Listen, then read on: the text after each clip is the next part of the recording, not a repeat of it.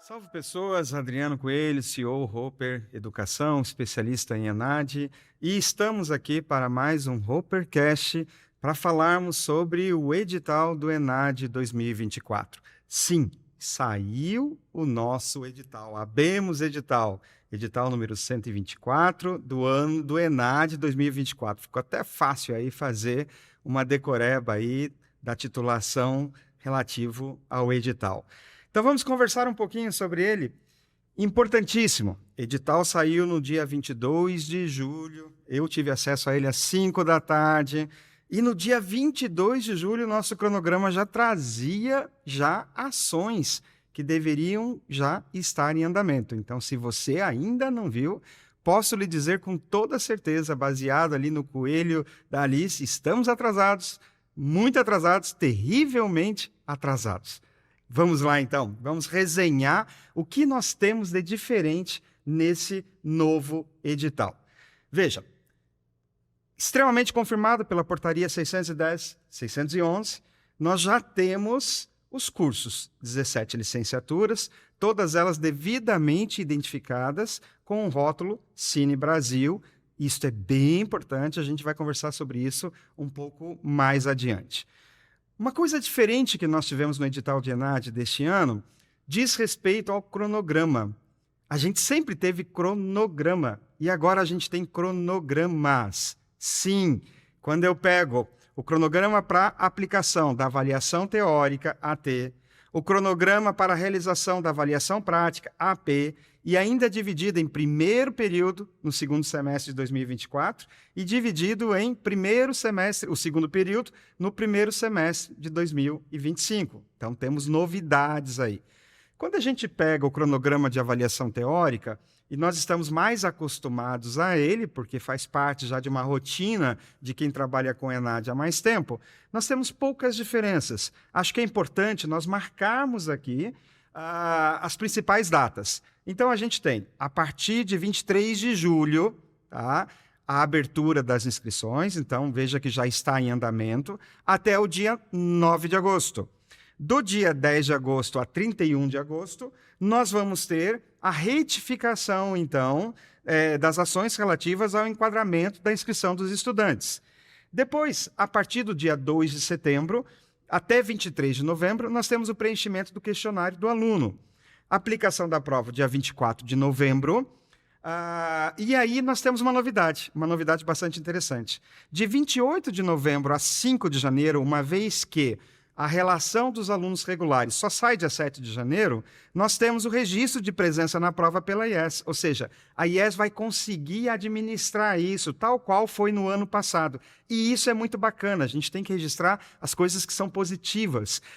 E isso é muito bacana, afinal de contas, nós temos essa autonomia. É interessante que depois lá no item 6.5.1, ele traz exatamente, né? Alternativamente, a regularidade dos estudantes habilitados poderá ser verificada pela própria IES. E aí ele traz o regulamento da forma que a IES tem que cumprir, lembrando que você vai precisar ter uma comprovação do aluno, tá? Para que você possa fazer o registro, então, da presença dele e fazer, então, a regularidade dele antecipada, tá? A data de 7 de janeiro que nós temos lá no cronograma. E o que a gente tem de mais diferente ainda é o nosso cronograma de avaliação prática. E esse cronograma foi bastante surpresa, porque ele estende o ENAD. Então, veja, ele começa só em setembro. Veja que eu tenho um movimento agora do teórico, e aí depois ele começa a prática. E ele começa dia 16 de setembro, com as inscrições, inclusive, dos estudantes, tá? Porque eu tenho inscrição de estudante, orientador de estágio, supervisor de estágio, tem um monte de coisa aí acontecendo junto nesse novo processo de avaliação da prática. O que é importante para nós? Definimos bem quem são esses atores e entendemos esse movimento. Quem é que vem para esse primeiro período? Quem é que vem para o segundo período? A gente já vai conversar sobre isso ao apresentarmos aqui a listagem dos inscritos, tá? E o segundo período abre dia 3 de fevereiro. Tá? Vai de 3 de fevereiro a 4 de abril, a inscrição dos estudantes habilitados para avaliação prática do segundo período, que é para o ano que vem. Então, isso é uma super novidade. Lembrando para vocês, então, que nós vamos ter um atestado de regularidade que vai sair dia 7 de janeiro, mas nós vamos ter um atestado de regularidade que vai sair dia 17 de julho, relativo a esse segundo período da avaliação prática. Olha quanta coisa interessante. Uma coisa que me chamou a atenção, e vale a pena a gente registrar, é que no cronograma de avaliação teórica, nós temos uma linha específica onde o aluno vai poder fazer o registro, tá, da ausência dele, fazendo uso do anexo 6, aonde traz lá os motivos que poderiam dispensá-lo. E quando eu venho para avaliação prática, não existe isso.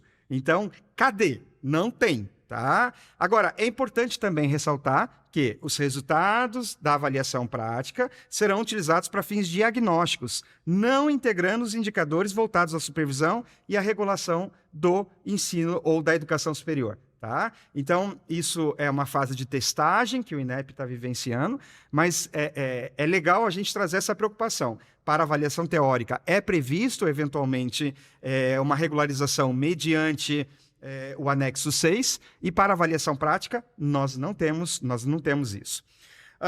Bom, nós temos diversos atores, tá? E eu achei bastante interessante, porque é exatamente com esse nome que o edital traz, tá? Os atores indicados. Então, eu tenho os estudantes, coordenador de curso, orientadores de estágio, supervisores de estágios, procuradores institucionais, e aí só lembrando para todo mundo, tá, gente?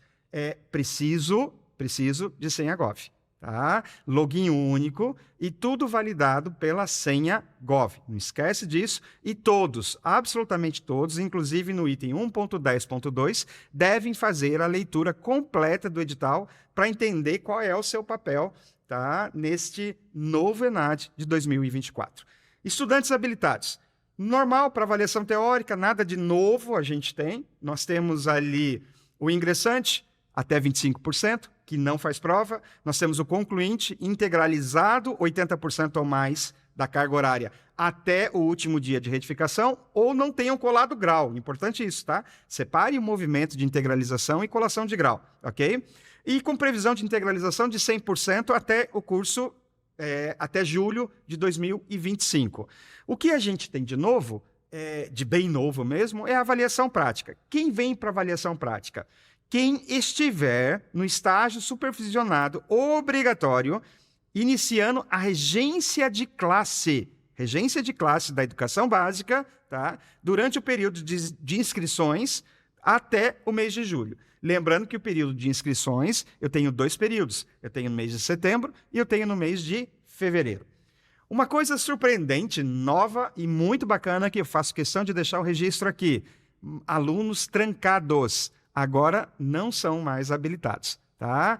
Poxa, isso realmente é bastante saudável, porque gerava um movimento tão intenso para as instituições de ter que procurar um aluno trancado, de ter que fazer esse contato, e gerava até uma situação de desconforto. Então, parabéns, matrícula trancada, aluno trancado, não faz mais parte da relação dos enadistas. Um item bastante discutido nas licenciaturas veio no item 5.3 e depois, inclusive, relativo a essa questão de enquadramento, ele traz lá no item 8. Tá? Estou falando para vocês de formação pedagógica para graduados e não licenciados e de cursos de segunda licenciatura, tá? Do Prefor. Veja, é muito claro, tá? no edital que se o curso tiver sido enquadrado nos termos do item 4.1, ou seja, dentro das licenciaturas, automaticamente ele é um enadista. Tá? Agora, se ele tiver com um enquadramento específico fora do item 4.1, ele deixa de ser habilitado. E aí eu faço questão de mencionar o item 8.3.6, porque é lá que diz que o curso enquadrado automaticamente pelo INEP pode ser desenquadrado pela IES por intermédio do PI, caso seja avaliado que não há consonância entre o seu projeto pedagógico e a matriz de referência da área de avaliação do ENAD. é bem importante. Esse item exige discussões e exige posicionamento, tá? A gente já de algum tempo vem falando sobre essa questão de Cine Brasil, então quem não entende ainda, por favor, vai correr atrás, aprofunda aí que vai precisar de ajuda. Instrumentos que nós temos. Nós temos prova teórica, nós temos questionário de avaliação prática de estudante, o questionário de estudante, o questionário de avaliação prática pelo orientador de estágio, o instrumento de avaliação prática pelo supervisor de estágio. Veja que são funções diferentes e instrumentos, né, um com instrumento e outro com questionário. Tem o questionário de percepção de prova e tem o questionário do coordenador de curso. Veja que são bastante itens. No entanto, preciso deixar claro que o item prova teórica, tá? O questionário de avaliação prática do estudante, que está inscrito para avaliação prática, e o questionário do estudante são os itens obrigatórios que nós temos, tá? Sobre a prova. Nós temos uma pequena alteração de prova, tá? Isso está na portaria 610/611. Quem não assistiu ainda o podcast vai para lá. Precisamos lembrar, prova de 4 horas e meia, tá? Nós temos 27 questões de formação geral docente, tá? Envolvendo situações, problemas e estudos de caso. E nós temos o componente específico com 37 questões, sendo uma delas discursivas, 36 objetivas, envolvendo também situações, problemas e estudos de caso. Tudo isso já está em todas as portarias que já saíram, relativo ao mapa de referência que a prova vai ter, tá? O que é importante ainda? Metodologia, tá? Foi retificado aqui de blocos incompletos balanceados, BIB, tá? Nós vamos ter a definição de padrões mínimos de desempenho, né? E não esquecendo de dizer, só uma questão discursiva? Sim, só uma questão discursiva. E olha que interessante, a resposta da questão discursiva deverá ser apresentada no espaço específico da questão dentro do limite máximo de 30 linhas. Olha a diferença, gente. Então, nós estamos falando aqui, basicamente, de quase uma redação, um texto dissertativo com 30 linhas, uma redação aí que nós vamos ter que desenvolver, tá? Isso é uma mudança substancial, né? Porque a gente teve uma primeira mudança onde saímos, né, de mais questões dissertativas para apenas uma, e agora a gente tem nesse formato com 30 linhas, ok? Importante dizer também que nessa mudança do formato de prova, tá? Lembrando que eu tenho 63 questões com 4 horas e meia, isso dá pouco mais de 3 minutos e meio para cada questão, então vamos ficar atento a essa calibragem de tempo, tá? O aluno precisa ficar no mínimo 2 horas, tá? Para que ele possa assinar a lista de presença, e quando ele sair da sala, a gente tem uma coisa nova aqui, ele não pode mais levar o caderno de prova. Tá? Então, obrigatoriamente, para que ele esteja regular, ele vai ter que fazer a entrega do caderno de prova, mesmo que ele fique até o final da prova, tá? Olha só, inclusive ele vai ficar irregular se ele se recusar a entregar ao chefe de sala o cartão resposta e o caderno de provas após decorrido 4 horas e meia. Tá?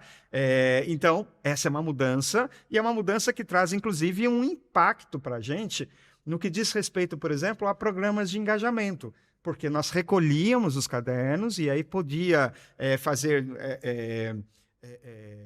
esse pacote de benefícios, esse win-win, esse ganha-ganha, onde eu tinha pós-graduação, tinha, né, relativa à sequência de estudos dele, então eu não terei caderno para fazer isso, e não deixa de ser uma dificuldade maior não ter um programa de benefícios, porque esse menino, a partir de 2 horas até às 4 horas e meia, tá, ele não vai levar o caderno de volta, ok?